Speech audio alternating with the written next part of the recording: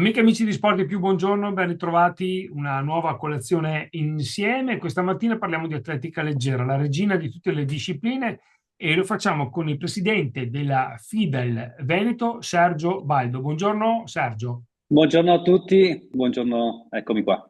Allora Sergio, beh, intanto grazie di essere qui con noi. Atletica leggera, ho detto, è sempre stata identificata come la regina di tutte le discipline, perché vuoi perché c'è una motricità importante, vuoi perché ai bambini quando i piccoli si individua l'atletica leggera, l'atletica come proprio un momento di crescita armonica. Insomma, tante sfaccettature, e la domanda che ti faccio è la regina delle discipline. I numeri cosa dicono in questo senso? Beh, i numeri per quanto riguarda l'atletica leggera in Veneto sono numeri importanti, stiamo parlando di 244 società e oltre 25.000 tesserati. Sono numeri che negli ultimi anni sono cresciuti grazie sicuramente ai successi dei nostri campioni. Se pensiamo solo alle Olimpiadi di Tokyo del 2021, le 5 medaglie d'oro, questo hanno influito positivamente. Veniamo anche da un brutto periodo che era quello del Covid, dove tutte le attività al coperto sono state precluse, quindi l'atletica leggera più degli altri sport hanno diciamo, si sono avvantaggiati del fatto di avere un'attività all'aperto. Quindi il fatto di aver vinto molto e il fatto di aver anche ospitato atleti di altri sport, questo ci ha sicuramente avvantaggiato. Ma poi sono passati anche l'effetto Tokyo, è passato anche fortunatamente il Covid, e comunque i numeri sono continuati a crescere, quindi vuol dire che l'atletica leggera con i loro allenatori, con le loro società, con i loro dirigenti sta lavorando bene, e questo ci conforta molto. Noi crediamo molto nell'aspetto formativo, educativo, ma anche ludico di questo sport, che è uno sport di base che molto spesso poi avvia gli atleti anche a altri sport. E quindi certo c'è da fare molto, si può fare molto di più, però insomma mi ritengo soddisfatto di quello che è l'attività che viene proposta, frutto anche di quello che sono gli adattamenti che questa disciplina ha. Se avessimo un impianto di atletica leggera come c'è in ogni comune un impianto di calcio, forse riusciremo a fare meglio, però insomma io vedo sempre il bicchiere mezzo pieno, e quindi sono sicuro che poi negli anni arriveranno anche gli impianti sportivi e che si possa fare meglio di quello che stiamo facendo adesso. Ecco, l'hai già affrontato l'argomento, volevo affrontarlo dopo, però visto che ci siamo, ne parliamo già. Impiantistica sportiva, l'hai detto, ci fossero più impianti, non dico probabilmente, ma sicuramente ci sarebbero più giovani che si avvicinano all'atletica. E allora la domanda che ti chiedo, impiantistica sportiva a livello Veneto, come siamo messi? C'è tanto da fare o basterebbero alcuni aggiustamenti per essere più performanti e più competitivi con le altre discipline? No, io devo dire che è stato fatto, stiamo facendo e si farà. In particolare, se devo guardare le province, visto che Verona è una provincia a me cara, la ristrutturazione degli impianti c'è stata, insomma, l'atletica leggera è presente sul territorio. Non in tutto il territorio, per esempio, ci sono aree della provincia, ma non solo quelle di Verona, che un impianto di atletica leggera dista qualche chilometro, quindi per i giovani che si vogliono avvicinare a questo sport serve a fare qualche chilometro in più, magari non lo troviamo nello stesso comune, bisogna spostarsi di una decina di chilometri, però insomma questo non credo sia un fattore limitante. Certo che se fossero più numerosi gli impianti potremmo fare di più, però insomma io sono soddisfatto di quante le amministrazioni si stanno muovendo in termini di ristrutturazione degli impianti, perché voi sapete che poi una pista di atletica leggera, il manto dura dagli 8 ai 10 anni, quindi ci sono anche impianti sportivi di atletica leggera che non hanno bisogno di grandissimi investimenti, quindi stiamo sensibilizzando le amministrazioni pubbliche a dire che quegli impianti che hanno un'omologazione che scade ogni 7 anni devono essere oggetto di ristrutturazione che non vuol dire fare un impianto nuovo, ma vuol dire mettere a norma un impianto che il manto, quello sintetico superiore, sì, è oggetto a deterioramento, quindi abbiamo bisogno anche di fare piccoli interventi, se vogliamo chiamarli piccoli, non grandi interventi strutturali per portare anche a norma tutti quegli impianti che ci sono nel territorio e magari non hanno più l'omologazione. Questo è un altro aspetto di avere più impianti. Più impianti sì, ma anche omologati, in modo che si possono fare anche le competizioni. Ci si può allenare in un impianto non omologato, ma insomma se riusciamo anche a utilizzarli per fare le competizioni, soprattutto per le categorie giovanili, insomma è una risorsa in più. Di sì. Categorie giovanili, la scuola è anche un bel ambiente per reclutare giovani atleti. Voi come federazione siete presenti nelle scuole? Allora, la scuola è sempre un ambito complesso per trovare delle sinergie per riuscire a, a portare l'atletica leggera. Adesso c'è un tentativo di giochi della gioventù promosso da Sport e Salute, stiamo cercando di migliorare quella che è la proposta dell'anno scorso, però penso che ognuno deve fare la propria parte. Noi come comitato regionale abbiamo iniziato a Trebaseleghe il mese scorso, che è un paese vicino a Padova, e Eh? siamo andati con un progetto nuovo, si chiama Ordinamente. Abbiamo coinvolto delle classi delle scuole medie per parlare. C'era un relatore con un testimone importante che è Catalin Tecuceanu, e abbiamo parlato, per esempio, del disagio sociale, dei social network, di come educare i giovani all'utilizzo del cellulare e come anche avvicinarsi allo sport potrebbe essere un modo giusto per convogliare quella rabbia sana che in questa età e possa lo sport, in particolare l'atletica leggera, dare sfogo a quelli che sono con questa età che ha bisogno di convogliare tutte queste energie. Allora, l'uso consapevole dei social network, l'uso consapevole degli smartphone e spazio a quello che è il confronto tra i compagni di classe, con i compagni, con i propri amici, e il confronto deve essere vero e magari perché no su un campo di atletica leggera. Ecco, questo credo sia anche un modo diverso che la federazione debba avere nei confronti dei giovani. Questa prima tappa è partita a Padova, farà il giro delle province del Veneto, è un modo anche per far capire agli insegnanti che fare sport, fare atletica leggera aiuta a crescere e a superare alcuni disagi che questi ragazzi insomma, si trovano ad avere in questo periodo di vita. Senti, quali sono le discipline all'interno dell'atletica leggera più praticate? Perché si parla di podismo, si parla di corsa, ma ce ne sono tante altre. Facciamo una piccola Allora, classifica. se la dividiamo per età ci sono chiaramente discipline diverse. Allora facciamo partendo dall'età più grande, insomma, dagli atleti che nella categoria dell'atletica leggera, quando si superano i 35 anni, si entra nella categoria master. Il master è un mondo di appassionati, soprattutto di corsa. Quindi, se noi pensiamo al mondo dell'atletica leggera, per chi la pratica, oltre i 35 anni, c'è una parte di atleti che fanno l'attività in pista, corsa, salti e lanci, ma c'è la stragrande maggioranza di persone che sono innamorati della corsa e quindi Mm. corrono questo fine settimana avremo testimonianza degli numeri che crescono a Verona con la mezza maratona. La maratona è una bellissima stracittadina che coinvolge le famiglie.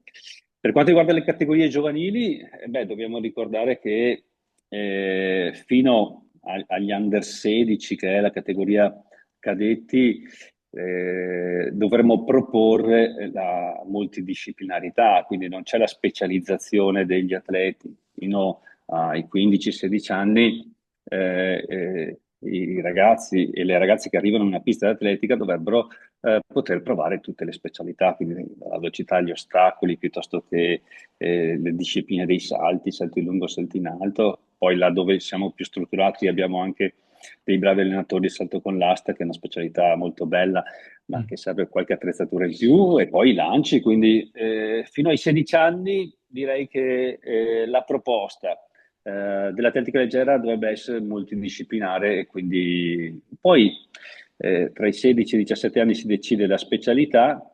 Nel Veneto c'è un equilibrio tra le specialità, quindi non c'è una predominanza dei lanci piuttosto che dei salti e piuttosto che della velocità. E quindi la proposta è una proposta equilibrata. Abbiamo delle scuole importanti. Io le chiamo scuole perché se pensiamo al salto con l'asta, il Pala Indoor di Padova, Elisa Molinarolo, ma pensiamo anche che ci sono atleti dall'estero che vengono a allenarsi nella città di Padova, quindi la chiamo scuola. In realtà loro stanno per lavorare a un progetto che si chiama Accademia, e ospitiamo atleti anche dalle altre città d'Italia che vengono ad allenarsi in questa che si chiamerà Accademia del Salto con l'Asta. Quindi tra le eccellenze, oltre alla tradizione del mezzofondo che noi abbiamo grazie a grandi allenatori, eccellenze come Rani, se pensiamo a Yob Daniel, come maratoneta, quindi la Rebecca Lonedo, per dire il 20° posto ai mondiali di Tokyo. Insomma, è una tradizione che il Veneto ha di runner, ce l'ha importante, ma diciamo ci difendiamo bene anche con le altre discipline. Senti, parliamo di runner. Allora, premetto, non giudichiamo perché ci sono delle indagini in corso, non puntiamo il dito e non vogliamo andare nello specifico, ma quello che è successo qualche settimana fa di due runner tesserati per una società di Verona, insomma, questi due decessi hanno portato un po' alla ribalta alcune tematiche legate al mondo del running, ma in generale al mondo dello sport, quello che può essere il discorso di certificazioni, certificati medici per l'attività agonistica e l'assunzione di sostanze che possono aiutare o alterare i risultati. Allora, Presidente, io ti chiedo, ma più che chiederti, ti vorrei far lanciare un appello, nel senso, eh, per fare sport bisogna essere comunque in salute e non bisogna abusare di sostanze che possono dare dei risultati, ma che alla fine poi alterano quello che è proprio l'aspetto metabolico della persona. Ecco, dal tuo punto di vista, che cosa si può fare per sensibilizzare gli atleti ad essere atleti proprio a 360 gradi? Beh, allora io non entrerei nel caso specifico perché ci sono delle indagini in corso, quindi vediamo Esatto. questa tragica, questo doppio tragico evento, che giustificazioni e quali saranno le motivazioni di questo drammatico momento. In generale, noi grazie all'idoneità agonistica, che è una certificazione importante, riusciamo a prevenire. Io faccio un discorso in generale perché è un discorso che ha toccato alcune società nel Veneto. Riusciamo a prevenire una gran parte delle problematiche, per esempio, legate al cuore. Quindi è vero che ci sono questi episodi davvero drammatici, ma è anche vero che grazie al monitoraggio, al certificato obbligatorio agonistico, che non, vedete, è tanto criticato in Italia, perché nel mondo dei runner è obbligatorio, mentre negli altri stati, soprattutto nei paesi anglosassoni uno può fare attività, non c'è l'obbligo di fare nessuna certificazione. Ecco, noi grazie a questa norma che alcuni dicono che è molto restrittiva rispetto a poter andare a correre una maratona in qualsiasi altro paese del mondo, è grazie a questa indagine anche molto accurata che noi riusciamo a salvare vite. E dobbiamo guardare anche questo aspetto. Ci sono degli eventi molto tragici, ma attraverso questo monitoraggio completo, approfondito anche sui ragazzi, si riescono a individuare problematiche che possono essere curate. Ci sono la possibilità poi di approfondire eventuali problematiche e questo che sia uno strumento che ce lo dobbiamo tenere stretto, l'idoneità agonistica, perché ci permette di approfondire e anche valutare alcuni aspetti. Ci sono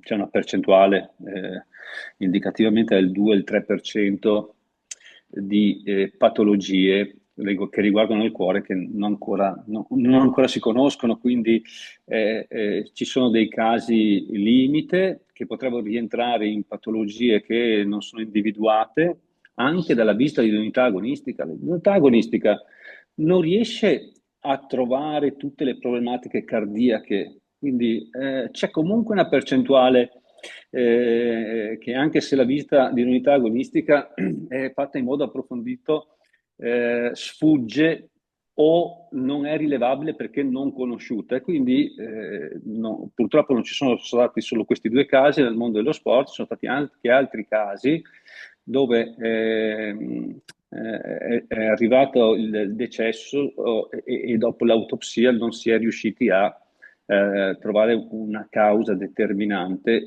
o almeno una causa che potesse essere rilevata facendo l'idoneità agonistica. Certo. Questo è in generale.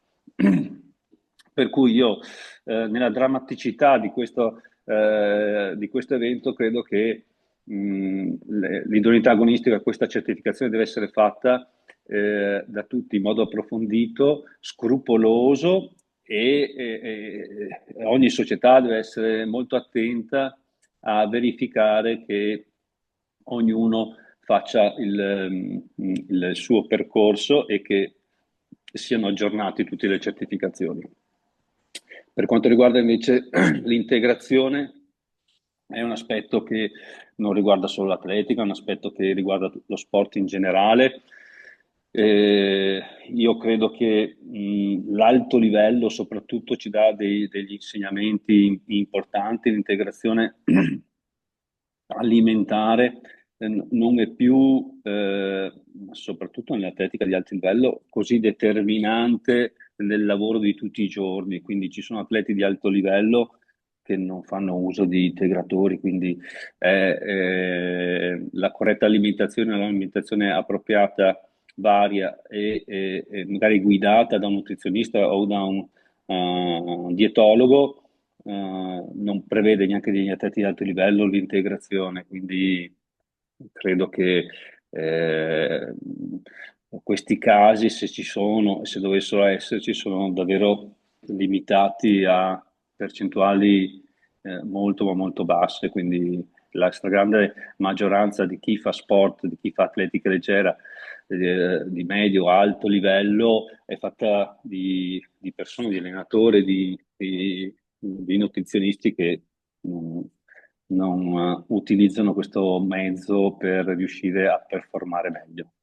Infatti il grosso problema non è ad alto livello, ma è prevalentemente nel mondo amatoriale, dove tante volte la mattina si prende l'integratore, si prende quel qualcosa per essere più carichi, per fare la podistica, per fare la mezza maratona in un certo livello, ed è lì che eventualmente, anzi no, eventualmente è lì che si deve lavorare per creare questa mentalità da professionisti, prendere esempio da quelli ad alto livello per poi avere appunto una visione dello sport corretta e che non vada a minare quello che è proprio la salute a 360 gradi. Presidente, un'ultima considerazione in chiusura. Che 2026 prevedi per l'atletica veneta? Allora, per l'Atletica Veneta abbiamo per quanto riguarda l'alto livello, due grandi appuntamenti. L'Atletica Internazionale a marzo si confronta in Polonia con i campionati del mondo indoor di atletica leggera e all'aperto ci saranno i campionati europei di Birmingham proprio la settimana di Ferragosto. Sono due appuntamenti importanti, ma soprattutto campionati europei all'aperto vedranno protagonisti tanti veneti. Quest'anno tra i campionati giovanili abbiamo un bellissimo campionato Under 18, campionato europeo Under 18 che verrà disputato proprio in Italia a Rieti e in quel campionato europeo penso che ci sia qualche soddisfazione dall'Italia, spero che ci sia anche nel Veneto. Quindi per quelli più grandi, quindi la categoria Under 20, ci sarà un mondiale in Oregon a Eugene a luglio, anzi no, credo a inizio agosto. E quindi non mancheranno gli appuntamenti internazionali dove i nostri ragazzi, i nostri giovani, i nostri veneti potranno ben figurare, a cominciare, io spero, dal campionato che abbiamo qui in casa, che è il campionato europeo Under 18. Bene, allora Presidente, io tanto ti ringrazio per questa bella chiacchierata. Come Sport di più saremo vicini, visto che si parla di giovani, lo saremo ancora di più, quindi seguiremo da vicino questi appuntamenti del 2026. Intanto grazie mille per questo escursus sul mondo dell'atletica e ti auguro una buona giornata e un buon lavoro. Grazie a voi, buona giornata.